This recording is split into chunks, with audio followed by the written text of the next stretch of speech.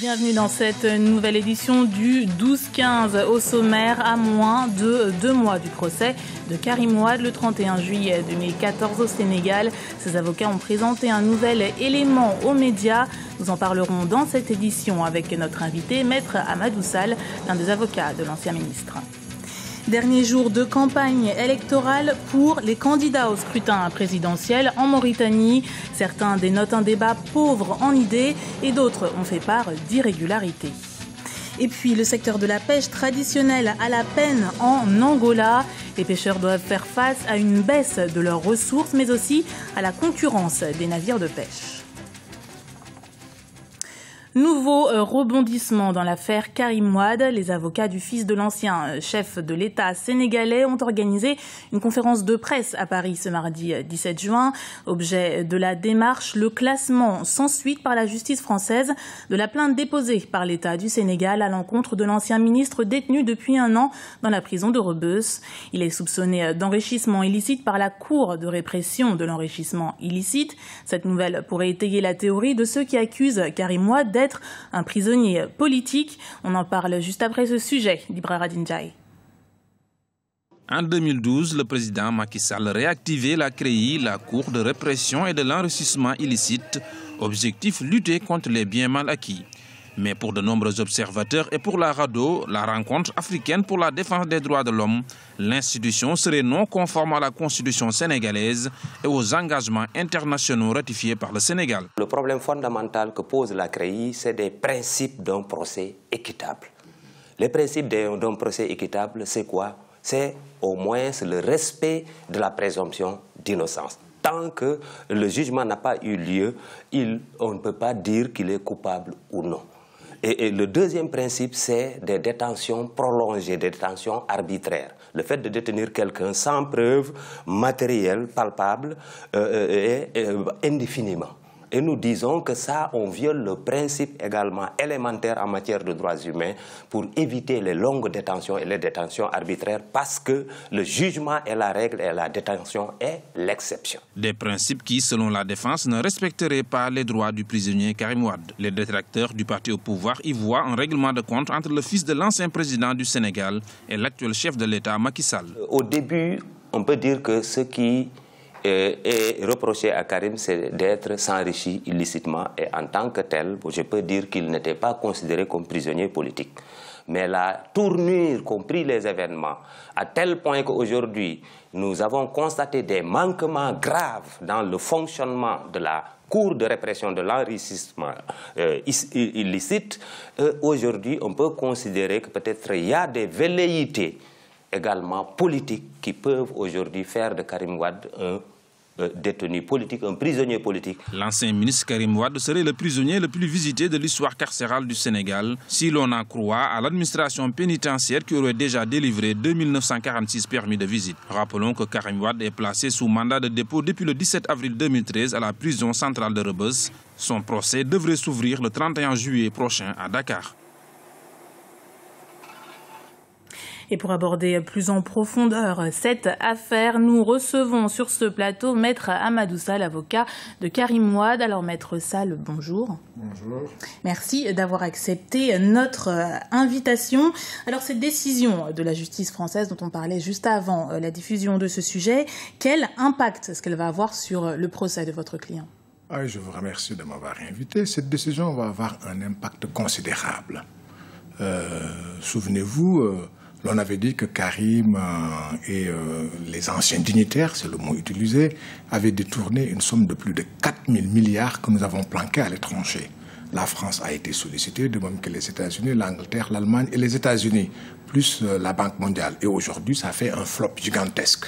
Et lorsque la France dit qu'il n'y a pas lieu de poursuivre Karim parce que tout est clean dans son dossier, ça nous met du baume au cœur et ça confirme ce qu'on avait dit dès le départ, qu'il s'agit d'un règlement de compte politique et que Karim Wade aujourd'hui est un détenu politique. Alors justement, vous dites que c'est un détenu politique et en même temps, on connaît vos prises de position par rapport à la politique menée par le président sénégalais Macky Sall. Est-ce que finalement, on ne peut pas vous demander si vous aussi, vous ne jouez pas sur l'aspect politique de cette affaire? Mais non, c'est pas nous qui avons introduit la politique dans cette affaire.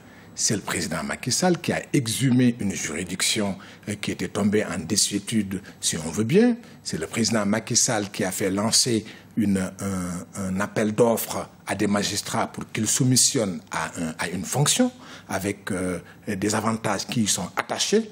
Ce sont les organisations des droits de l'homme qui ont dit que le procès n'est pas équitable, qu'il n'est pas transparent, qu'il n'est pas juste. C'est là, enfin, la Cour de justice de la CEDEAO qui a dit que, disons, que le procès ne respecte pas et viole les droits de l'homme. Alors, ce n'est pas nous qui avons dit ça, et que malgré tout cela, si Karim Wade reste en prison au-delà du délai légal, rien ne nous permet aujourd'hui de dire autre chose que c'est un procès politique. Ce n'est pas nous qui en avons fait un procès politique, mais c'est le gouvernement sénégalais. Alors, Maître Sall, à partir du 31 juillet 2014, la justice sénégalaise va demander à votre client de justifier l'origine des biens d'une valeur de 178 millions d'euros. Quelle sera votre stratégie? Notre stratégie sera très simple. D'abord, tout le monde sait que cette juridiction est inexistante, elle est incompétente, parce qu'enfin, mais tout le monde le sait, les ministres, dans l'exercice de leurs fonctions, ne sont justiciables que de la haute cour de justice. Ce ne sont pas des magistrats triés sur le volet, choisis de la façon dont ils ont été choisis, qui vont juger des hommes politiques. Ça ne se fait pas et ça ne devrait pas se faire. Mais on verra bien le moment venu. Nous expliquerons que les accusations sont sans fondement, tout le monde le sait aussi, et qu'il appartient à l'accusation d'établir la preuve que les biens appartiennent à Karim. Et en ce moment-là, une fois que c'est fait, Karim va justifier de l'origine licite. Mais déjà, c'est tellement exagéré. Vous savez, ce sont les philosophes qui le disent, tout ce qui est excessif reste dérisoire. Et là, l'accusation est excessive. Et ce sera le mot de la fin. Je vous remercie, Monsieur Amadou Sall. Maître Sall, je précise que vous êtes l'un des avocats de Karim Wade. C'est moi qui vous remercie. En Mauritanie, la campagne électorale pour le premier tour du scrutin présidentiel s'achève ce jeudi 19 juin. Pour les différents candidats présents dans cette course, l'heure est au bilan. C'est également le moment pour certains de dénoncer les irrégularités observées. Reportage de Franck Ndofina, notre envoyé spécial en Mauritanie. 2 jours avant la fin de la campagne électorale en Mauritanie, c'est l'heure du bilan pour les partis politiques présents dans la course présidentielle. Les 5 candidats ont pour la plupart sillonné les grandes villes du pays afin de faire part de leur vision pour les 5 prochaines années. Le parti au pouvoir a exposé ses réalisations au cours du dernier quinquennat. Les 4 autres candidats ont dénoncé ce bilan et fait part de leurs projets pour la Mauritanie. On est en plein tout droit vers les opérations électorales proprement dites. Donc cela veut dire quoi? Cela veut dire nos représentants dans tous les bureaux d'une manière systématique. C'est la prise en main du spécimen du vote le jour J et surtout l'encadrement du citoyen et la sensibilisation sur le comment voter et la place et l'emplacement de notre candidat sur la liste, sur le bulletin unique. À Nouakchott, la capitale politique, la campagne électorale a également porté ses fruits. Sous les tentes les soirs ou lors des meetings, chaque parti politique fait part de sa vision pour la Mauritanie. Mais beaucoup d'observateurs ont déploré l'absence de véritable débat d'idées à travers cette campagne électorale. En Mauritanie, nous sommes en démocratie depuis plus de 20 ans. Mais malheureusement, beaucoup de facteurs empêchent l'émergence d'une véritable opinion publique nationale capable de peser sur les scrutins. Nous avons un président qui est là, qui est au pouvoir, qui a sa clientèle, qui a sa cour, qui a ses partisans, qui a ce qu'on appelle ici les applaudisseurs. La Commission électorale nationale indépendante, organe en charge de l'organisation du scrutin, est montée au créneau, elle aussi, pour dénoncer certaines irrégularités dont ont fait part les représentants de certains candidats. Ces derniers jours, des représentants de candidats aux prochaines élections présidentielles ont saisi la Commission électorale nationale indépendante au sujet d'informations faisant état de l'achat de cartes d'électeurs par certains de leurs concurrents, sans préjuger de la portée de ces accusations ni de l'autorité ayant compétence pour les traiter en fonction du caractère juridique des faits relevés.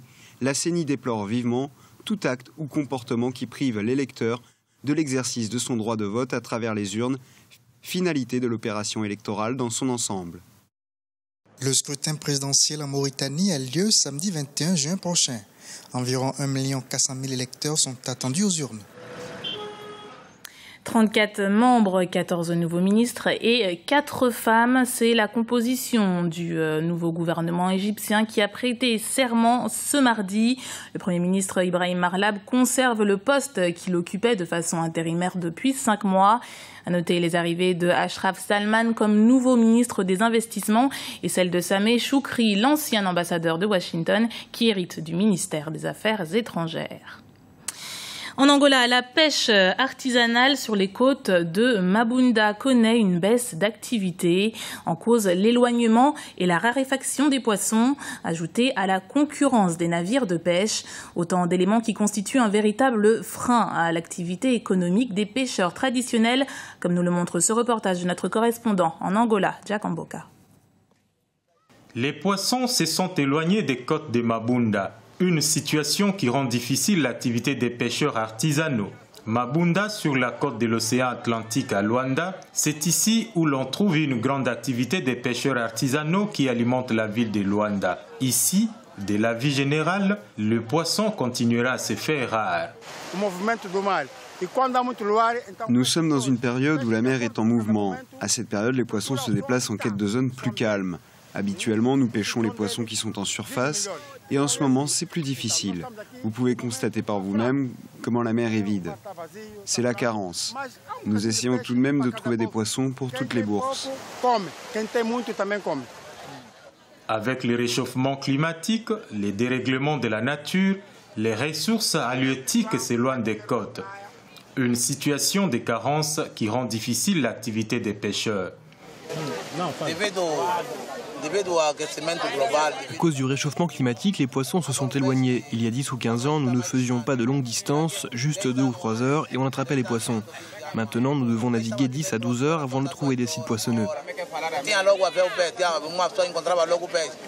Les difficultés pour les pêcheurs d'attraper les poissons sont ressenties par les revendeurs et les consommateurs. Ces mamans, appelées Zungera, marchandes ambulantes, éprouvent des difficultés pour l'approvisionnement. La commercialisation et la revente en deviennent d'autant plus difficiles. C'est toute la chaîne du poisson qui est ainsi affectée. C'était le journal de la rédaction. Merci de l'avoir suivi. Retrouvez dans un instant une nouvelle édition du 12-15 sur Africa 24.